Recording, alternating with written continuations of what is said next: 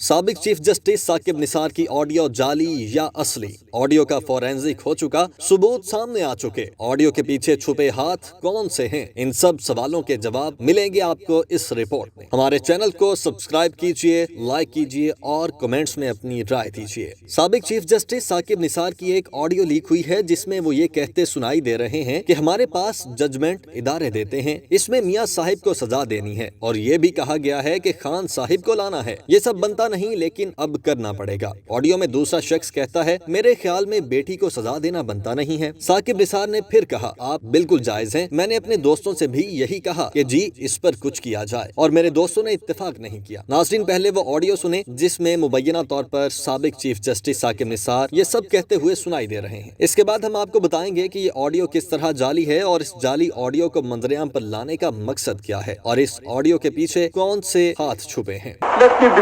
About it. Unfortunately, हमारे पास judgements इदारे के थे, इसमें मियां साहब को सजा देनी है। तो कहा गया कि हमने खान साहब को लाना है, कहा है जी अब करना पड़ेगा, बेटी को भी नहीं। मेरे ख्याल से बेटी को सजा देना अब बिल्कुल जायज है।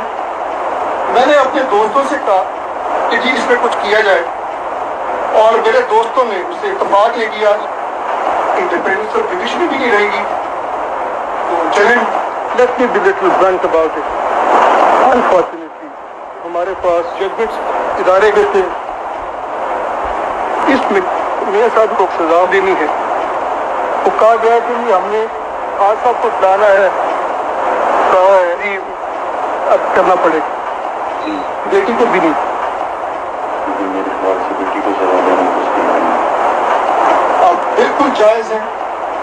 मैंने अपने दोस्तों से कहा कि जी इसमें कुछ किया जाए और मेरे दोस्तों ने उससे इत्तेफाक ले किया। नाज़रीन, अगर इस ऑडियो को गौर से सुने जिसमें साकिब निसार मुबैना तौर पर चंद इंकिशाफात कर रहे हैं तो आपको अंदाजा होगा कि साकिब निसार का अंदाज बात करने का नहीं बल्कि तकरीर करने जैसा है, जैसे किसी तकरीर में तकरीर करते हुए बड़े फख्र के साथ ये सब बयान कर रहे हों। दो लोग जब दोस्ताना माहौल में बात करते हैं तो उनका लहजा नर्म होता है, दूसरा ऐसी बात करते हुए तो लहजा पुरइसरार और धीमा भी होता है, जबकि बात करने वाले जिस शख्स को साकिब निसार बताया जा रहा है वो तो गज वज के सब कुछ बता रहे हैं। ऑडियो जाली होने का दूसरा सबूत जिससे साबित होता है कि ऑडियो 100% जाली है वो ये है कि इस ऑडियो में कोई पॉज नहीं है, यानी बातों के दरमियान वक्फा नहीं है। नाज़रीन, जब भी दो लोगों के दरमियान ऐसी खुफिया बातें होती हैं तो ये सब एक ही सांस में बगैर किसी तवक्कुफ के बयान नहीं होती बल्कि बात ठहर ठहर के की जाती है। कहीं आवाज धीमी तो कहीं ज्यादा धीमी होती है, लेकिन इस ऑडियो का ऑडियो लेवल सेम है। आवाज में कहीं भी उतार चढ़ाव नहीं है, जिससे ये साबित होता है कि ये एक एडिट की गई ऑडियो है जिसमें ऑडियो लेवल भी बड़े बेहतरीन अंदाज से सेट किया गया है और पॉजेज भी खत्म कर दिए गए हैं। टेक्निकल लोग ये सब बातें बड़े अच्छे अंदाज में समझ सकते हैं कि ये सब कैसे हुआ। तो नाज़रीन, अब बात करते हैं इस ऑडियो कॉल के पीछे छुपे उन खुफिया हाथों की जो मकासद के लिए ऐसे हरबे इस्तेमाल कर रहे हैं। नाज़रीन, पाकिस्तान की सियासी जमातों ने इलेक्शन 2023 की तैयारियां तो शुरू कर दी हैं। वज़ीर आज़म इमरान खान किसी भी तौर आइंदा हुकूमत न बना पाए, इसलिए ये तैयारियां शुरू हो चुकी हैं, साजिशें भी शुरू हो चुकी हैं। वज़ीर आज़म इमरान खान के दौर में महंगाई है, मुल्क की मईशत तबाह है, सब निज़ाम दरहम बरहम है। मुआशी माहिरीन के मुताबिक इस हुकूमत को एक नाकाम हुकूमत समझा जाता है, लेकिन इसके बावजूद वज़ीर आज़म इमरान खान पर करप्शन का इल्जाम नहीं है। साजिशें रचाने वालों को किसी भी तौर पर यह समझ नहीं आ रहा कि इस शख्स को किस तरह आइंदा हुकूमत बनाने से रोका जाए, इसके खिलाफ मुहिम कहां से शुरू की जाए वगैरह वगैरह। अब इस मसले का हल एक ही ढूंढा गया है, वो ये कि किसी तरह ये साबित कर दिया जाए कि इमरान खान को इक्तिदार में लाने वाली इस्टेब्लिशमेंट है, अवाम नहीं।